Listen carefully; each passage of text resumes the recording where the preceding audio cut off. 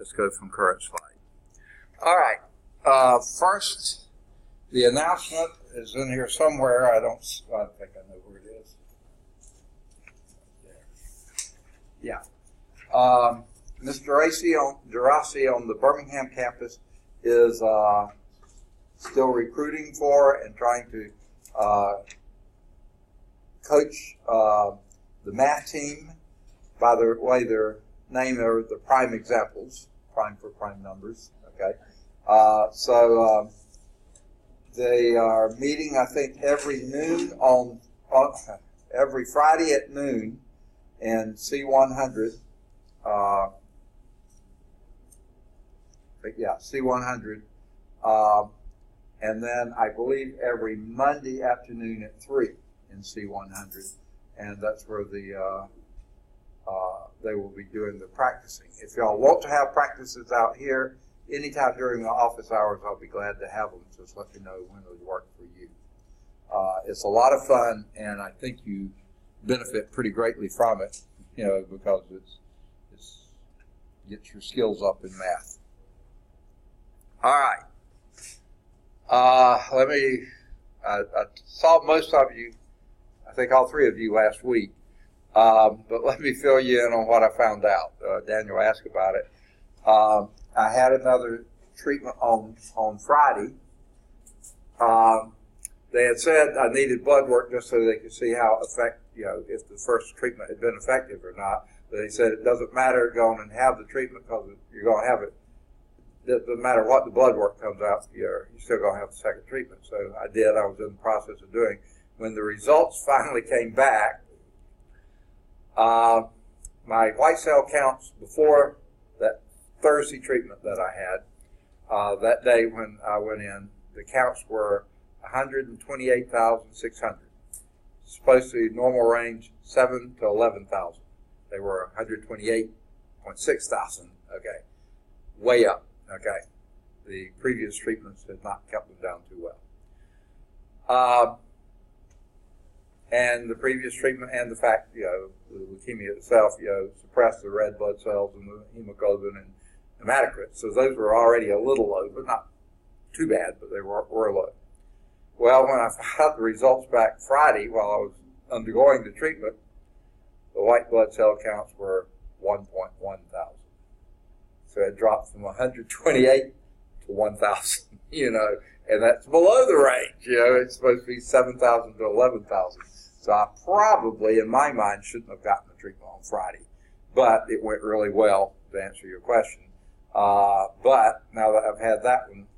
Oh, and the other thing, and this is why I was so exhausted last week, and still am some this week, it also dropped my red blood cell count, my hemoglobin, and my hematocrits. So that's why I was exhausted last week. Still really tired this week, but not as bad as last week was. So hopefully I'll make it through today. I may leave this afternoon, just if I'm feeling too lousy to stay. But I'm going to try to get some stuff done this afternoon before I go. Yeah. So if one treatment took you from like 100,000 to 1,000. Yes. How is the second one going to affect your 1,000? That's we're going to find out on Friday. Okay. I'm supposed to have a treatment on Friday, but wasn't supposed to have blood work. He said, nope, you're going to have blood work, and don't let them touch you until we see the results of the blood work. So I think if they'd have seen the results of the blood work last Friday, they'd have said no treatment. But I'm pretty sure this week they'll say no treatment. My wife said, are you sure they got the right blood sample? She said, that's just unbelievable. And here's Jared. All right, good deal.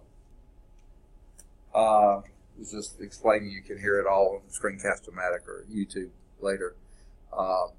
Still pretty exhausted this week because of my low red blood cell count and everything. But the other sort of downside of all this is that, of course, it's white blood cells, that's your defense. So basically my immune system is almost completely shot, and this is the worst flu season we've had in a decade. So not a good combination, but so far, knock on wood, everything's going fine. And my wife's an epidemiologist, and she keeps up with the flus. There's 2 strains of flus, another virus that's going around. She said any one of those 3 can put you in the hospital like that. So trying to watch and be careful on everything. All right. Any questions then on anything trig related now that the system's finally up and running? Any questions? Okay. Before you leave today, I did get the copies made. The copy machine has been out for now 2 days, but I went down to a different machine.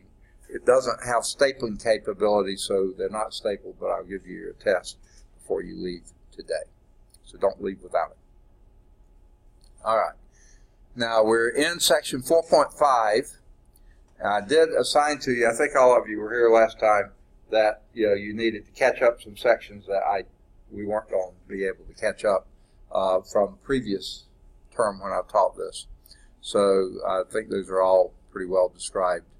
So listen to the YouTube videos. So in 4.5 on page 301, we had just done example 3. And now we're going to start talking about translations, or talk about translations of sine and cosine curves. All right, and going back to, not quite to the original, but to one of the originals, what we did first, we had just a plain old sine function. Okay, right? And plain old cosine function. Then the first thing we did to it was do a times sine of x, or a times cosine of x. What does a do for us?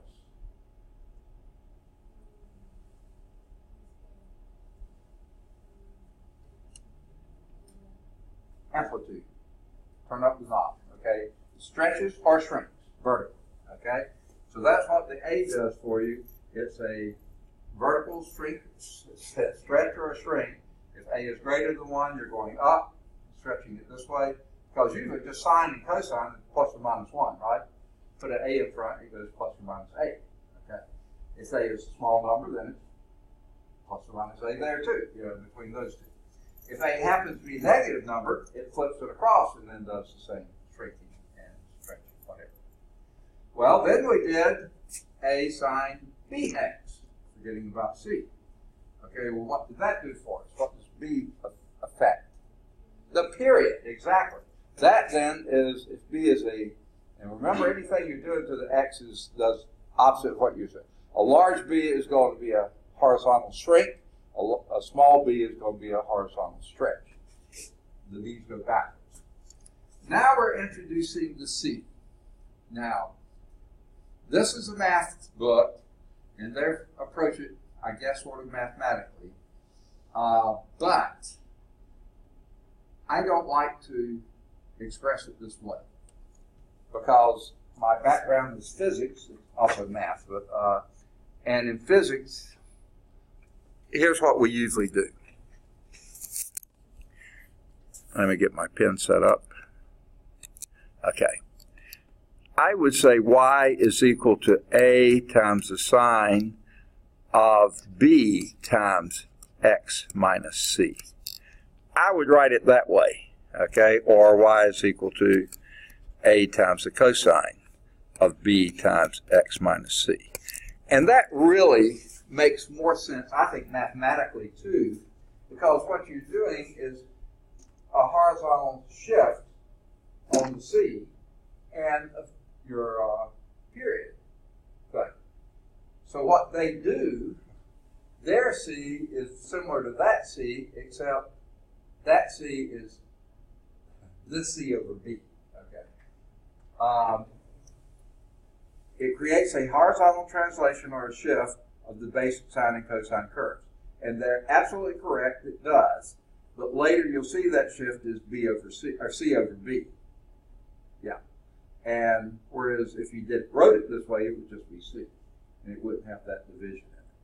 But you'll see, either way you want to work, it'll be fine. You just have to make sure you're consistent with how you do it.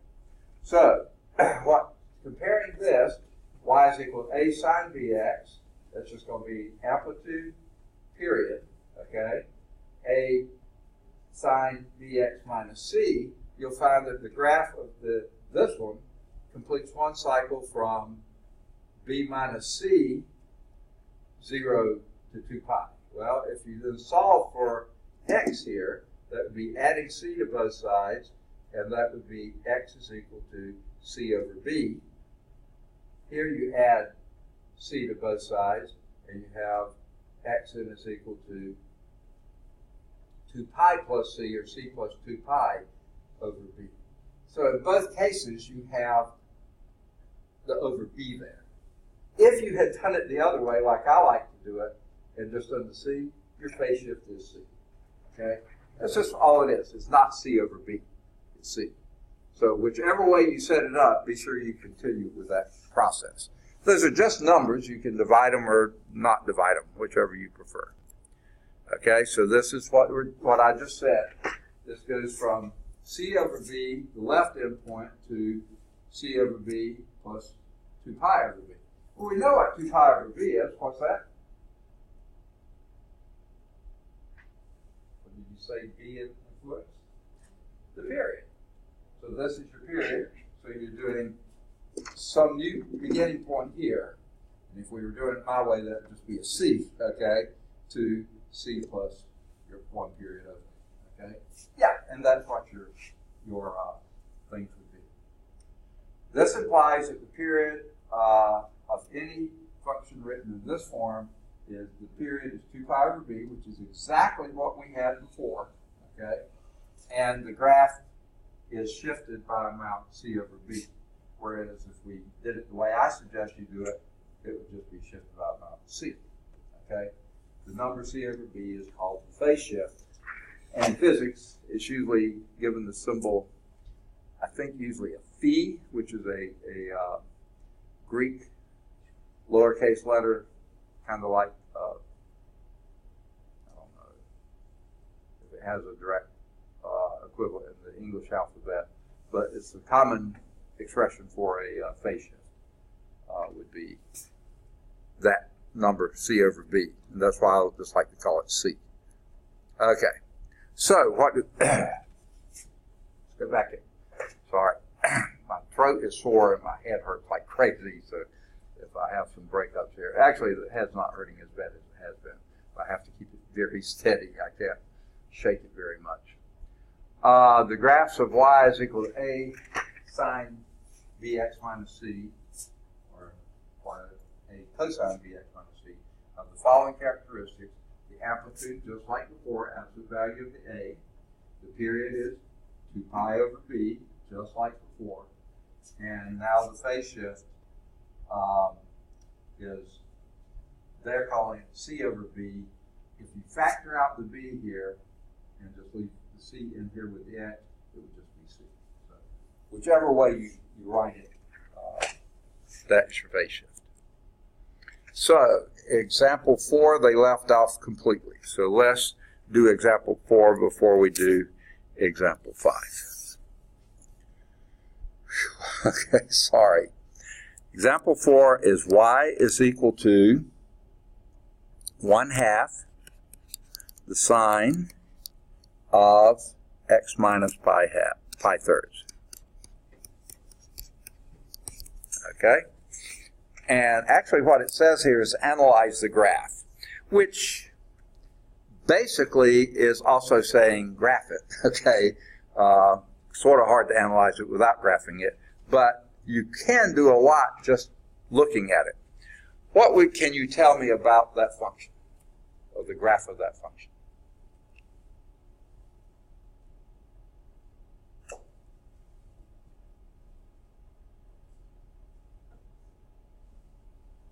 What can you tell me? Some characteristics of the function. I like to call them the parameters of the function. You know, tells us things about it. Anyone pick out one?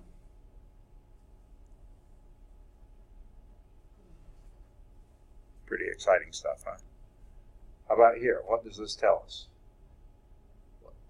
3 pieces of information have we hit so far.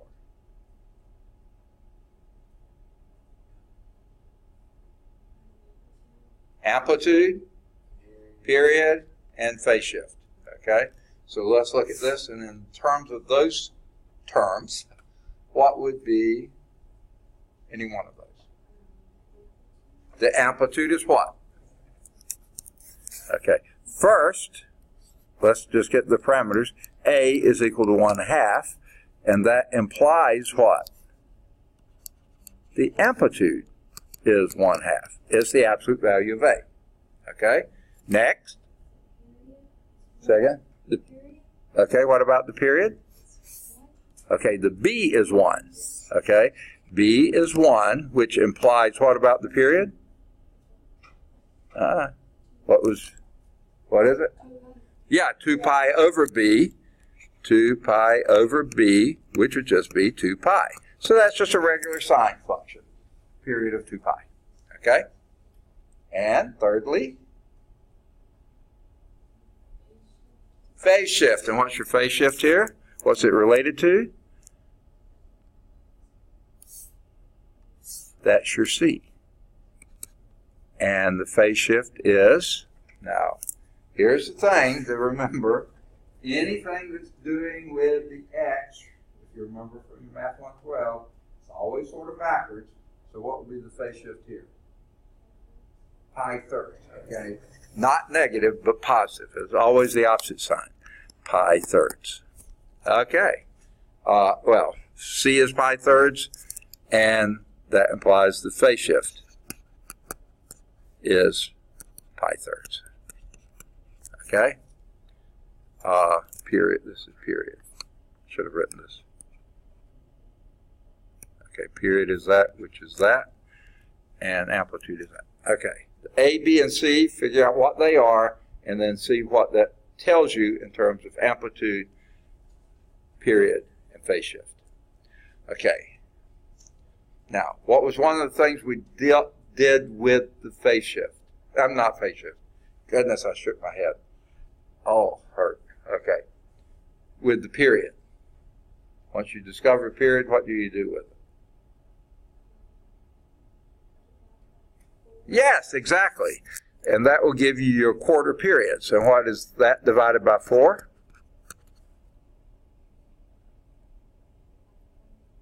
Second? Not pi fourths. Pi halves. Right? 2 will go into 4 twice. Okay? Pi halves. Now, if you didn't have the phase shift there, you would just set it up and do your horizontal axis by pi halves, split it up that way. But you got a phase shift too. So now we're going to have to fiddle around our horizontal axis and have the least common denominator from those. And what's the least common denominator between pi halves and pi thirds? Pi 6, okay? So we're going to set up our graph by pi 6. So I'm just going to tick off a few 6 pi's. 1, 2, 3, 4, 5, 6, 7, 8. Back this way, negative 1, 2, 3, 4, 5, 6, 7, 8. Okay? Now, let's label those. This will be pi 6, pi thirds. That's 1 6, 2 6, 3 6 would be pi halves. 4 6 would be 2 thirds pi. 5 6 would be 5 6 pi. 6 6 would be pi. 7 6 would be 7 6 pi. And 8 6 would be 4 thirds pi. Believe I'm right there.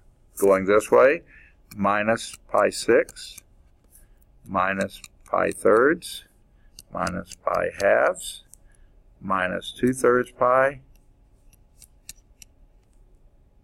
minus 5 6 pi,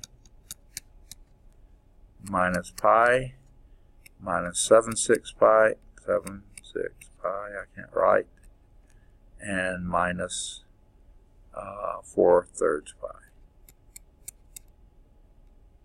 Okay. All because of that phase shift. Okay. Now, where do we start? Okay. Let's deal with the vertical axis. That be plus 1, that be minus 1. That would be normally where we are, but what are we dealing with now? Vertical deals with the amplitude. it's only going up to pi, not pi halves, 1/2. I can't write. Well, I can't erase either. Okay, there we go. That goes to 1/2 and down to -1/2. That's as far as we're going to go there. Okay? So, let's go to our phase shift, and this is a sine function, right? Where does sine usually begin? At 0. Okay? Cosine usually begins at +1, or plus c. Sine begins at 0. So let's go to our phase shift. That's at pi thirds. That's going to be our 0. Okay? Now, we need to go from here pi halves over. Well, how many sixths of a pi, remember these are pi 6 that we have down here, how many sixths of a pi make up 1/2? Well, pi halves. Pi is what? Second? 3 pi over 6. So you need 3 of those. So we go from here, 1, 2, 3, and by this time you're up to your amplitude. That's your +1/2, right? Then you go 1 more pi halves, 1, 2, 3, and you're back down to 0. Okay? Going in the left direction, 1, 2, 2, 3, there's your minus pi halves. 1, 2, 3, there's your 0. 1, 2, 3, there's your plus pi halves. 1/2, I keep saying pi halves, 1/2. Okay?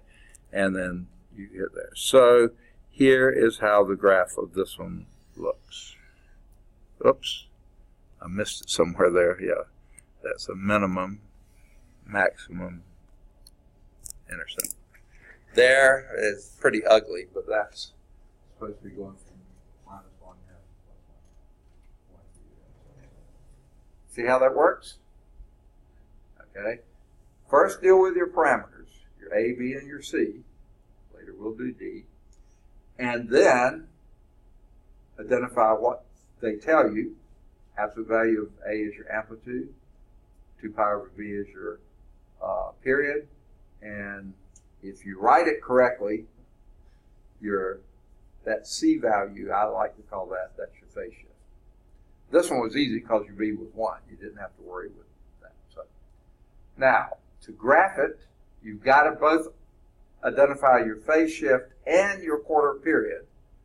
And the phase shift is pi thirds, your quarter period is pi halves. So you have to have, or I like to do these so that you have both of those represented, which means your intervals are going to be 1/6 of a pi. And your phase shift is 2/6 of a pi, and then your quarter interval is going to be 3/6 of a pi, which is 1 pi half. 1, 2, 3, there's the max. 1, 2, 3 is another intercept. 1, 2, 3, min. 1, 2, 3, another intercept. 1, 2, 3, another max. 1, 2, you keep on going as far as you want. And that gets you your graph of that function. Does that make sense? All right. All right, to erase that one. Is that okay? All right. All right. Now we'll do example 5. And if you look in the book, example 4 was listed there. They carried it a bit further to the right than I did, but I carried it further to the left than they did. Sorry, my throat's hurting. It hurts to swallow. Okay, here is example 5. Sketch the graph of y is equal to 3 cosine 2 pi x plus 4 pi. Wow. Okay. A little bit different looking. What's the first thing you want to, and what do they say? Sketch the graph, which is also going to be analyzing it. But what's going to be, how would you go about doing this? What's the things to note? A little louder. Amplitude, okay. First, identify your A as being -3, and that implies the amplitude is 3. Perfect. Next. Now, I'm going to show you how I like to do it. If you like the way the book does it better, go for it. But how I like to write this would then be -3 cosine, and I like to pull the b outside of the parentheses, 2 pi. And what does that leave on the inside? X plus, not 4 pi,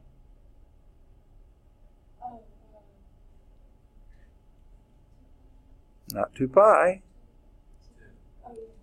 What's that? 2.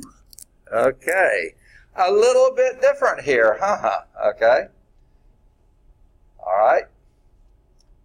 Now, either way you did that, what was your next parameter? It's as easy as A, B, C. Oh, never mind. D, okay. What's your parameter B would be what?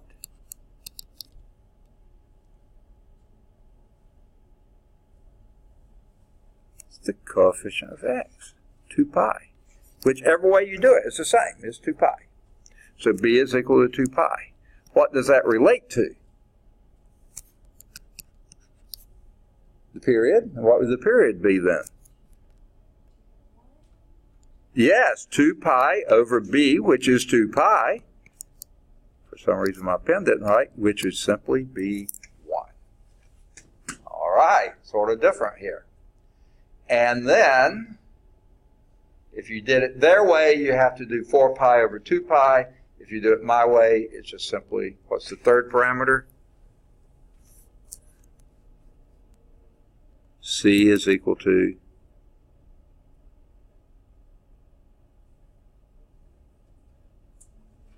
-2. Excellent. Excellent. Way to go. Okay? Because remember, anything dealing with x, you have to have the opposite. Okay? And that is your phase shift. Okay?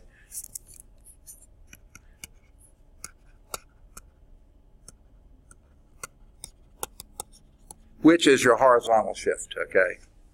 All right. So, let's draw our axes here. All right. Let's go back to the B. What do you get from, not from B. Okay, I keep forgetting to write this down. The period is 2 pi over 2 pi, which is 1.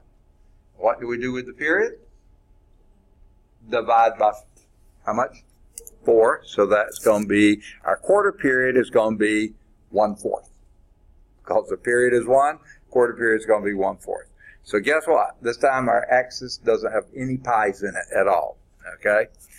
So let's just do 1, 2, 3, 4, 5, 6, 7, 8, 9, 10, 11. Negative 1, 2, 3, 4, 5, 6, 7, 8, 9, 10, 11. I don't know why the 10 didn't show up. Something there. Okay, our vertical scale is going to have to be what?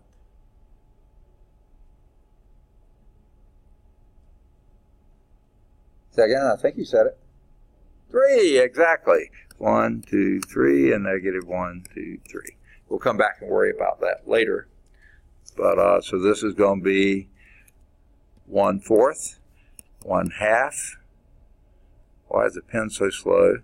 I'm going to skip a couple until I say 1. 1, 2, 3, 4, 2. 1, 2, 3. Okay. Negative 1. I keep wanting to put a pi in there, but it's no pi's. Sorry, no pi's today. All right. Negative 1/4. Negative 1/2. Negative 1. 1, 2, 3, 4. Negative 2. 1, 2, whatever. Okay. Where do we begin? At -2. The phase shift. That's where we begin. Now, what function are we dealing with? Cosine. Where does cosine normally begin? At 1. But this one will begin at -3 because your A is a negative number here. So that's where we begin. And then every quarter of 1, every 1/4 is going to be one of your key points. So each of these is a quarter, so that's going to be your intercept, your max. Okay, let's go to your intercept, your min, your intercept, your max, your intercept, your min, your intercept, your max, your intercept, your min, intercept, max. That's why you do quarter periods, so you can plot each of these points best. Okay? Going on the left-hand side, you started at the min, so you go up to the intercept, up to the max, and down to the intercept again. So here is, I can't see these very clearly, and I don't draw very well at all, so get over it. Okay. That's that function. Okay? You locate your phase shift, that's where you begin. Cosine normally begins at 1, but because you have a -3 in front, you multiply that by -3. That's where you begin. Then every quarter period, you do your key point. From min to intercept to max to intercept to min to intercept, max to intercept, each of those on the periods. Okay? Now, your period was 1, your phase shift was -2, which means that you started here, but if you had 2 periods to the right of that is here, that's where you would have begun if you didn't have the phase shift, because the phase shift is exactly 2 periods in the negative direction. So that's why it wound up looking just like it would have if you hadn't had the 4 pi in there. It would have looked exactly the same, because your phase shift was 2 full periods away. There's 1 full period, 2 full periods, 2 full periods, 2 full periods. Good deal. Okay, now that's my pretty picture. Let's see how their not quite so pretty picture looks. Okay, I'm making fun. Okay, amplitude is 3. You determine that. I like to start at the beginning. A is -3, so the amplitude is 3. The period, the B is 2 pi, so the period is 2 pi over 2 pi, which happens to be 1. And then they go by solving these equations. To me, it's just so much simpler to say, well, first factor out the 2 pi, and that gives you your phase shift, and that would be a 2 here. They don't show that the way they do it.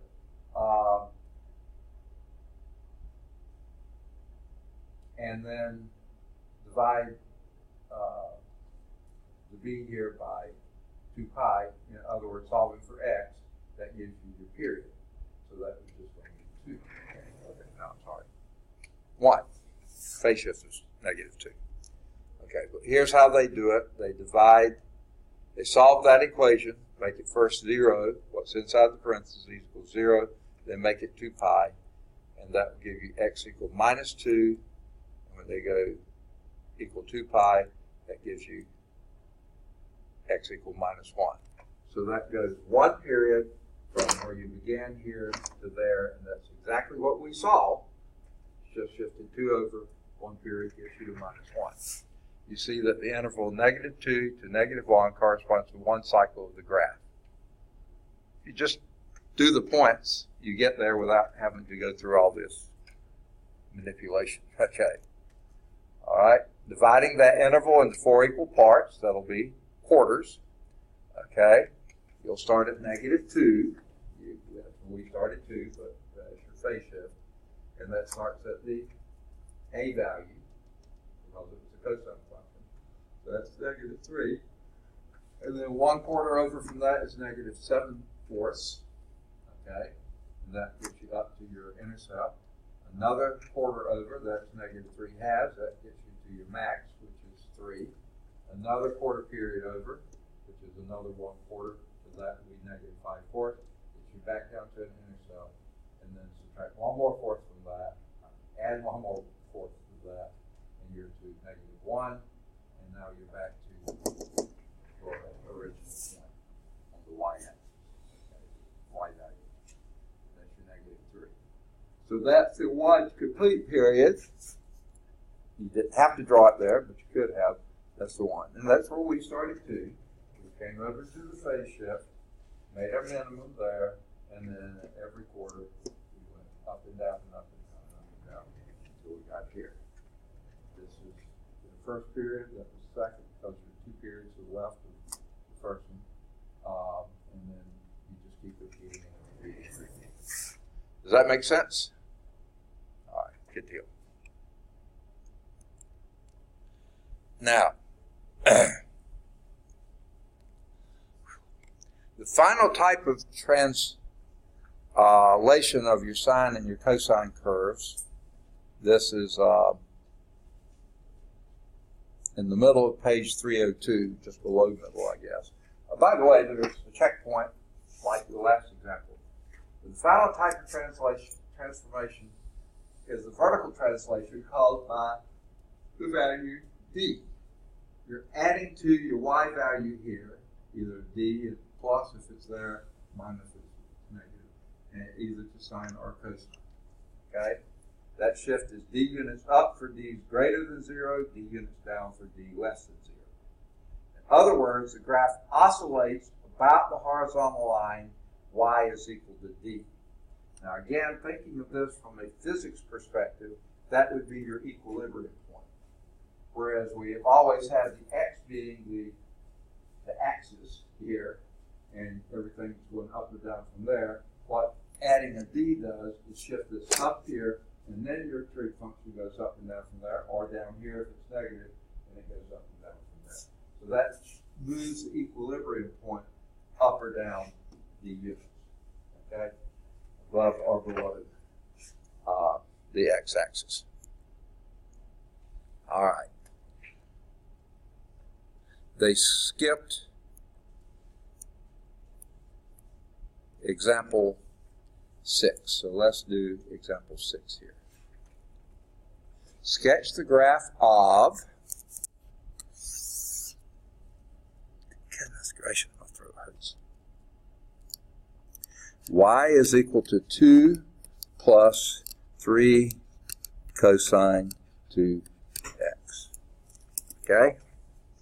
They say sketch the graph, which to me implies you analyze the graph as well. Where do you begin? What are your parameters here? This is easy as? Second? Okay, your A is what? A is, you said 3? Yes, very good, which implies the amplitude is 3. Okay? Next, B is what? 2, which implies the period is, second? Pi is 2 pi over B, which would be 2 pi over B, which is 2, okay, and that equals pi. And while we're there, what are we going to do to that period? Divide it by 4. So your intervals, I'll put it this way, is pi fourths. Okay? Next. What do you not see? C. So your C is 0. There is no phase shift. No phase shift. Okay? And then finally we have the new one. D is 2, which means everything's going up 2. Okay. All right. So, I'm so sorry. I'm going to put my horizontal axis down there. because we're shifting 2 upward.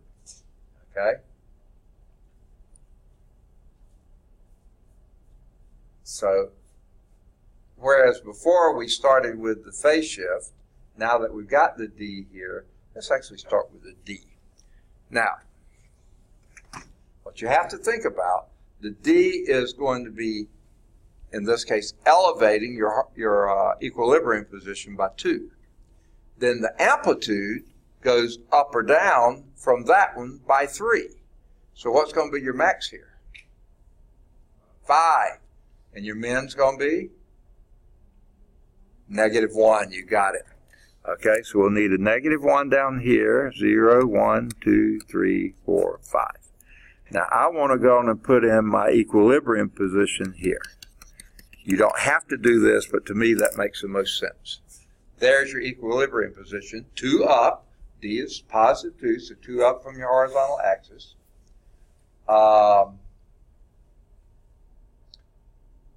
Now let's go to, oh yeah. Got to get my interval on here, and those are going to be your pi fourths. Now, I'll tick them off here where we've had them before. 1, 2, 3, 4, 5, 6, 7. -1, 2, 3, 4, 5, 6, 7.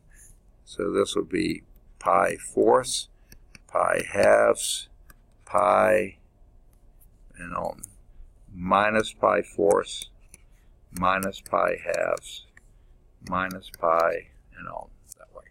Okay. All right. Ooh. Now, where does cosine usually begin? At 1.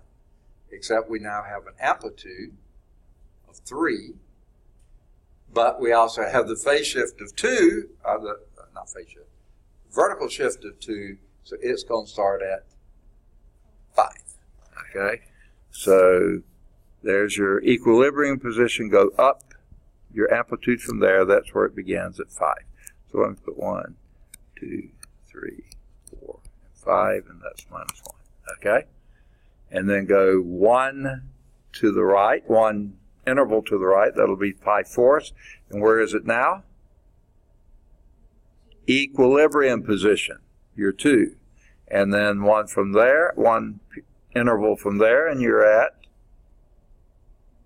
-1 because you're 3 below your equilibrium. So then the next interval, you go back to the equilibrium, and the next interval over, you're back to your max. Then you go back to equilibrium, and back to your min. And then back to equilibrium, and on from there. On the left-hand side of this, we go down to our equilibrium, 1 interval later, down to our min, up to our equilibrium, up to our max, down to our equilibrium, down to our min, and back up to our equilibrium. So this is kind of how it goes. I don't draw very well, so suffer through it with me. Something like that. Okay? There is your graph of example 6. Make sense? Doing the same thing we did before on the x-axis, you just move it up to the equilibrium line and figure out where your points are there. Whereas before, we were talking about intercepts down here, now they're equilibrium positions. All right, that's your vertical translation. They also have a checkpoint there, well worth a look. And by the way, if you look in the book, you can see the first period goes from +5 down to -1 and up to +5 again. Yeah, good deal. Now, this is where, okay, don't get through all this. That was example 5. Now, mathematical modeling. No, I'm not going to do it. Okay. Here is a fairly, get to be a little on the complicated side of finding a trigonometric model. what we're dealing with, and here's the thing, folks. In nature, in general, just about everything follows trig patterns. Sinusoidal curves. If you think about daylight and darkness, right? If you think about tides, that's what we're going to be dealing with here. If you think about temperatures, if you think about seasons, everything follows, and we call these periodic functions. Because that's what everything is. The moon, is a period. And by the way, if you think astronomically, what determines our day? The spinning of the Earth's axis. Because the sun sits out here, we're spinning, and the sun looks like it rises and sets. No, it isn't. We're spinning.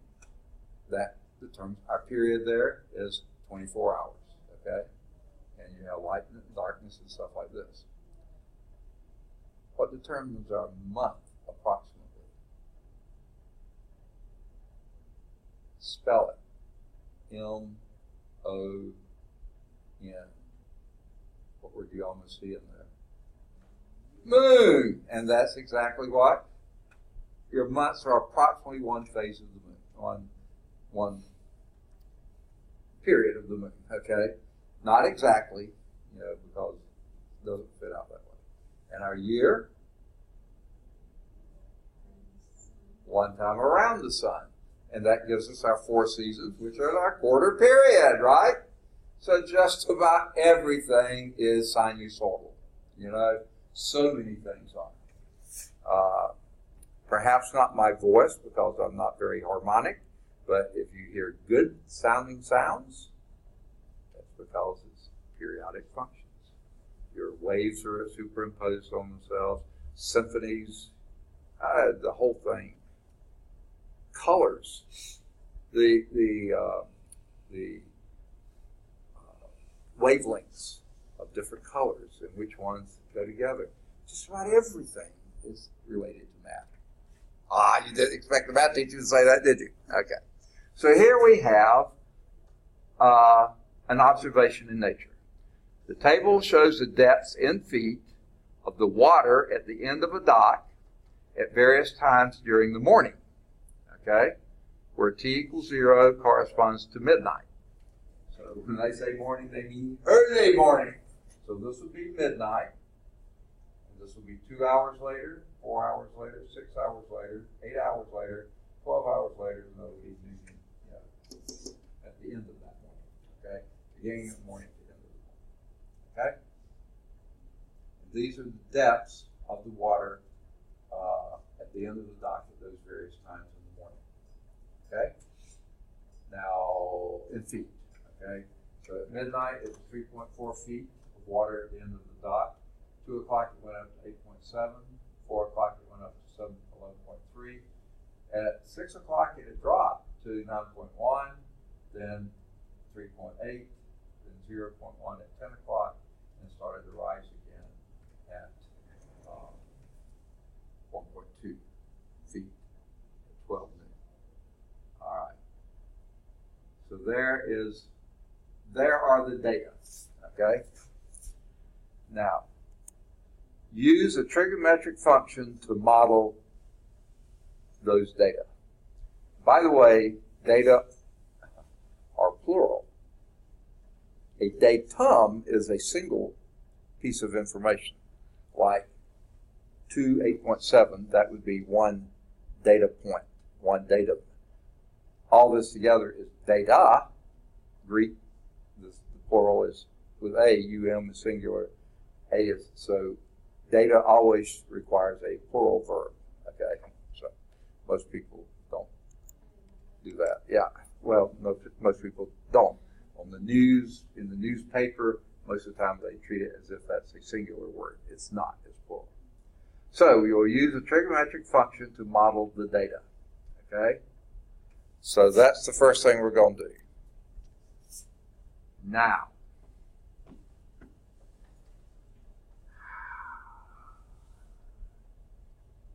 before we choose our function, actually a really good thing to do would be to graph this.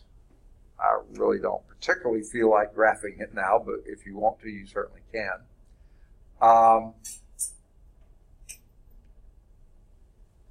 But looking at it, what are some things you just pick out of that data? Those data points.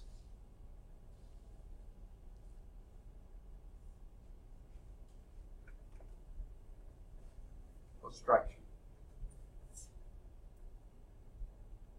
Oh, it's sort of said it already.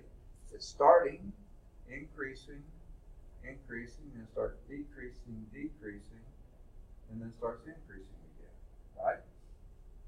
So what do we have within those data points?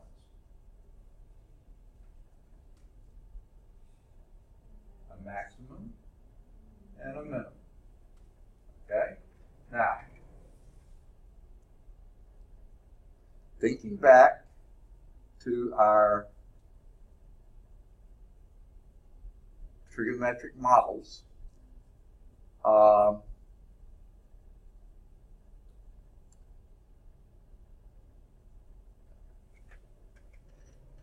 what do we call the distance between the max and the min?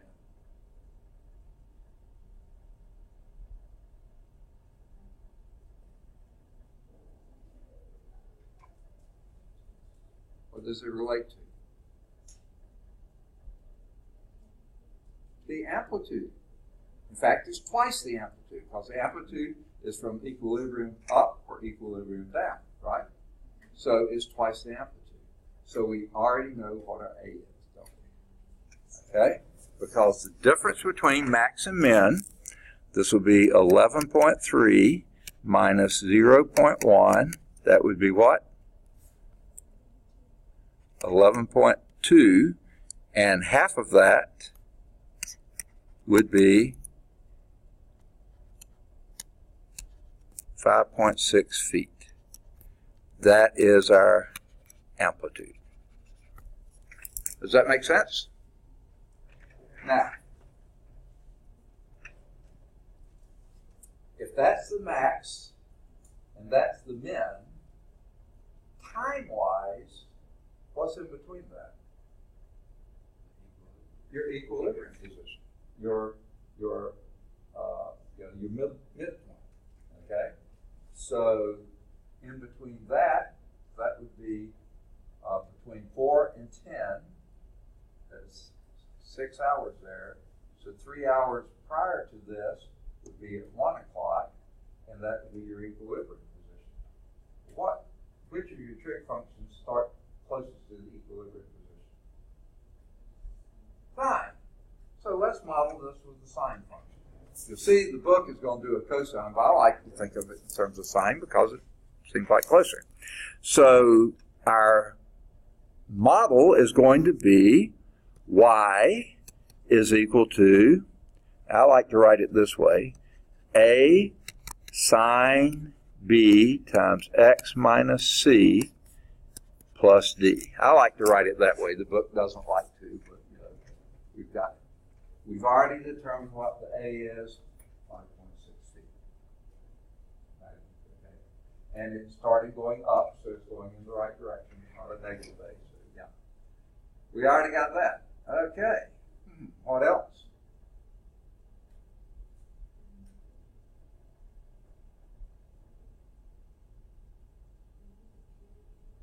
A little louder? Okay, how about the period? What relates to the period? Okay, okay, good. Let's think on period. Now, we already identified here's a max and there's a min. We showed that's 6 hours in between. What do you have between a max and a min? That's what?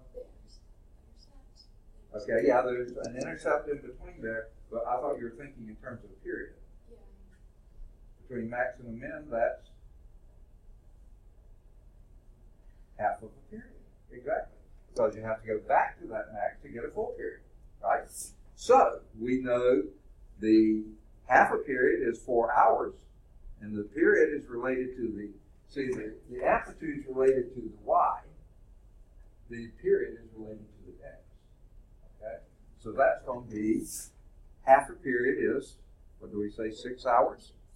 So what would our full period be? 12 hours, which, by the way, every day, in general, you have 2 high tides and 2 low tides, because the tides go by, look at that, sinusoidal curves. So, your B, okay, so what do we determine? The period was what? 12 hours, okay, and then how is B related to the period? Say again? Okay. No, let's think back. What was your period? The period is 2 pi over B. And so if this is 12 hours, then B is going to be multiply both sides by B, divide both sides by 12. So that would be B is equal to 2 pi over 12, which would be pi 6.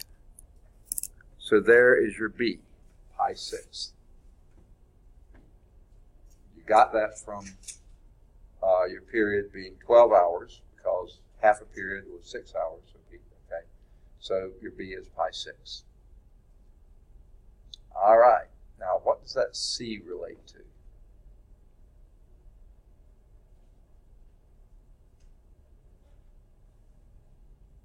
And I wrote it my way, not the book's way. What does that relate to?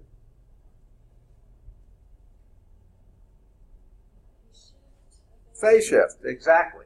Okay? And we have already kind of determined that since your max and min were here 6 hours apart, then quarter of a period, which was 12 hours, a quarter of that would be 4 hours. 4 hours, is that right? No, 3 hours. 3 hours before this would be your equilibrium position, which would be 1 hour. Okay? So the C is going to be 1. Okay? So your C is going to be 1.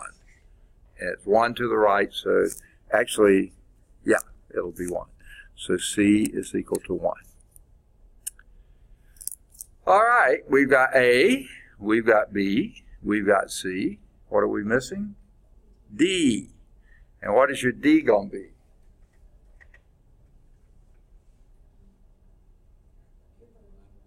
Say again?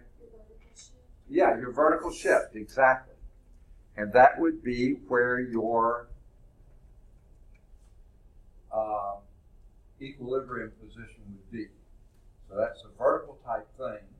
So we're going to look at the y's here, and that's going to be exactly the midpoint between these two, isn't it? Okay, so how do you get the midpoint? What if you had 2 scores in the class? How do you get the midpoint? Add them and divide by 2. So let's add those together, and what do we get? 11.4, and divide that by 2. 5.7. That's your D. You know what? We have a model. Okay. And that is Y is equal to, A was 5.6. You could put feet in there if you wanted to, times the sine of pi 6. That was your B. Now, I like to put that outside the parentheses. X, I'm sorry, that's T, not X.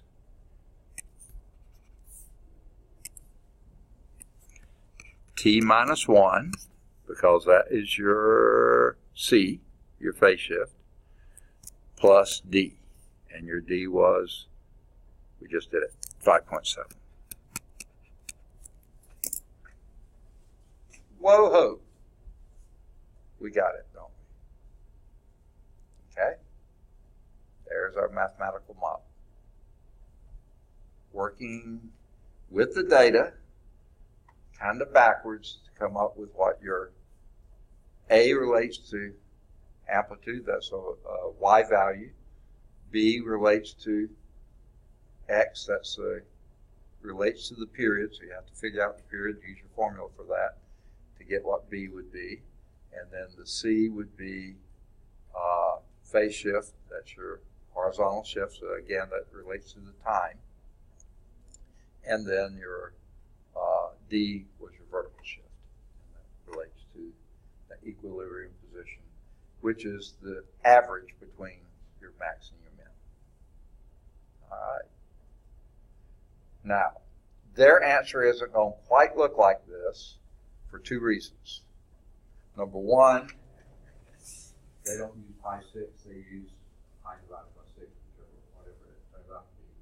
By the way, that's a number just slightly bigger, because pi is slightly bigger than 3, so this will be slightly bigger than 1/2,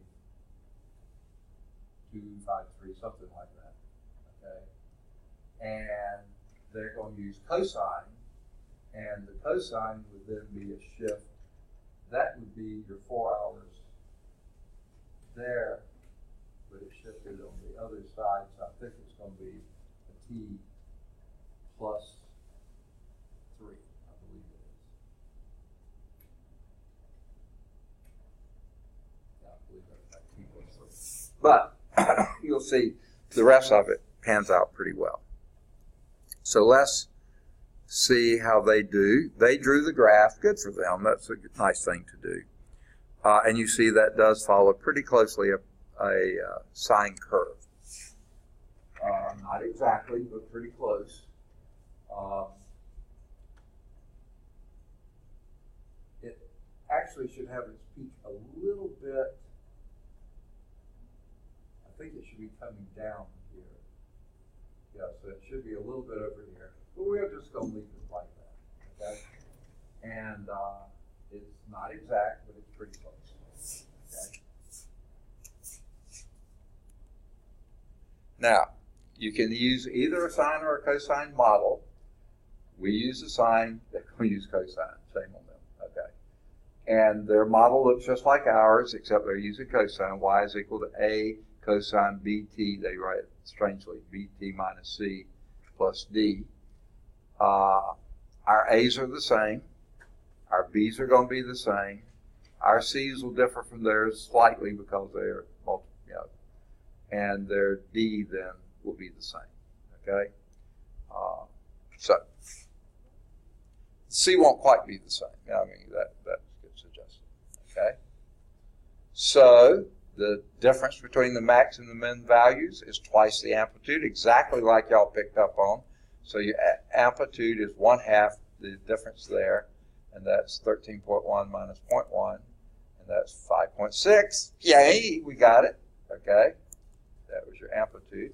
The cosine function completes 1/2 cycle between the times at which the maximum and minimum depths occur, and so the period is twice the difference between the max and the min and the max, however you want to say that. It's related to time, so that's going to be twice 10 minus 4, which is 6. Twice 6 is 12. Now, that's your period, 12 hours, and B is equal to 2 pi over P, which is 2 pi over 12, which is pi 6. And I told you, they don't write it as pi 6, they write it as 0.524, okay? So, pi 6 is, to me, an easier thing to write. Okay, because the high tide occurs 4 hours after midnight, consider the left endpoint to be your B, C over B. See, it's so confusing. If you just had C being the left endpoint, you got it not. But they do that divided by that. You know, C comes out to be approximately that. That's their C. We had it much simpler, just calling it C equal. Well, we did the sine, and they did cosine, so. But it's going to work out the same.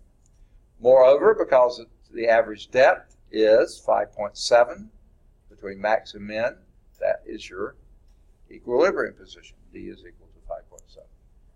So then this is their model. Y is equal to 5.6 times the cosine of, and they write it weirdly, but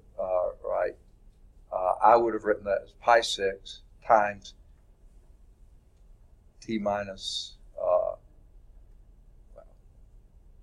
we won't worry with theirs. I'll go back to ours. Okay, now, all that was getting a part, the trigonometric function, to model the data, okay? So I'm going to go back. Here was ours. I'm going to go back and write that in, and then we'll also do theirs. So that's what we're going to do next. The next part says find the depths at 9 a.m. and 3 p.m., okay? So we can sort of guess the depth here at 9 a.m. Oh, that would be right. No, that's 9, 10. So 8, 10, 12. So 9 would be halfway in between here. I'm going to guess that to be 1 point something. We don't know that for sure, but that's my guess. 3 p.m., we don't even have that on the graph. So that's going to be 3 hours later. So 12, 2, 3 would be somewhere, I'm going to guess somewhere up about here. Okay? So let's say about 4 feet, maybe not quite 4 feet. But we'll see. Okay? So we're going to use our models to estimate the depths at those 2 times, 9 and 3, right? Okay. So let's go and write our models down. Okay, that's their model. Here's our model. You tell me if I got it right. Y is equal to, how are we doing on time? Oh my goodness. Okay, y is equal to 5.6 times the sine of pi 6 times t minus 1 plus 5.7. Okay? Now, which model you want to plug in first? I don't care. Ours or theirs? Huh? Ours, okay? So if you got a calculator, remember your t at 3 p.m. No, 9 a.m. 9 a.m. So that would be an 8 here. So do 5.6. Are you plugging in already? Okay. 5.6 times the sine of pi divided by 6 times 8 plus 5.7.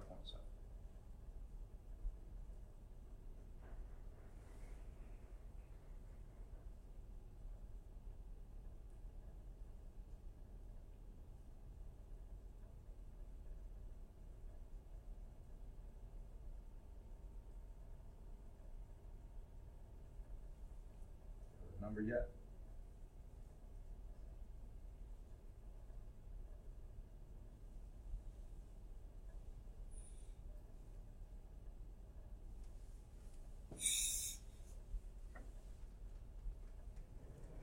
It does take a few minutes.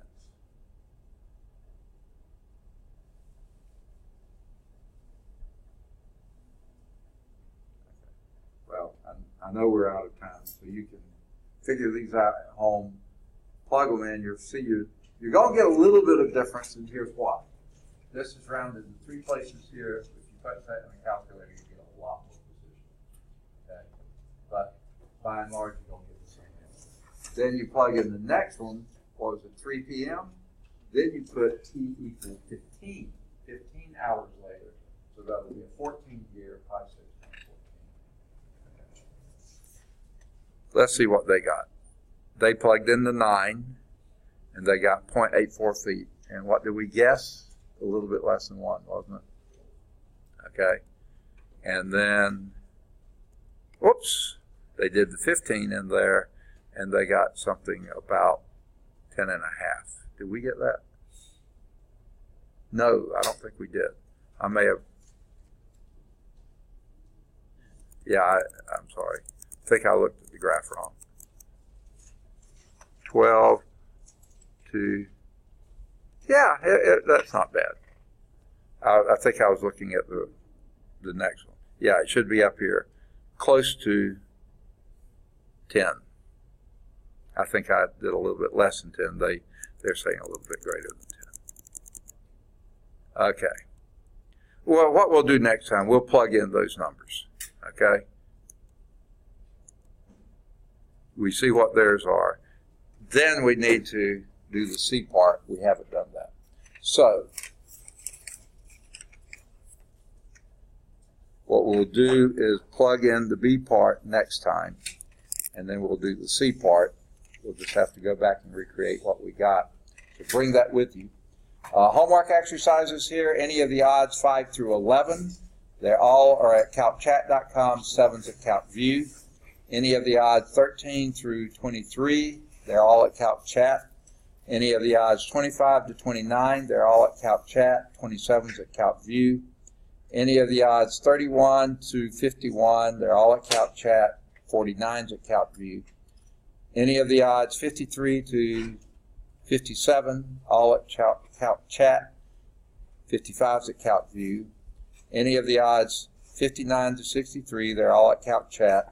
Either 65 or 67 or both, they're both at CalcChat, the 65's at CalcView. Either 69 or 71, they're both at CalcChat, but only 71's at CalcView. Okay? And then if you want to, you can look at some of the, do number 73. And you can try doing some of the odds 75, either 75 or 77 or both. 75's at CalcView, both of them are at CalcChat. And then if you wanted to try to do some modeling, any of the odds 79 to 85. But you can hold off on that until we finish the next one. Okay? We'll pick up the rest of those next time. All right, good deal. Any questions? Okay, sounds great. And we'll pick up and go from here next time.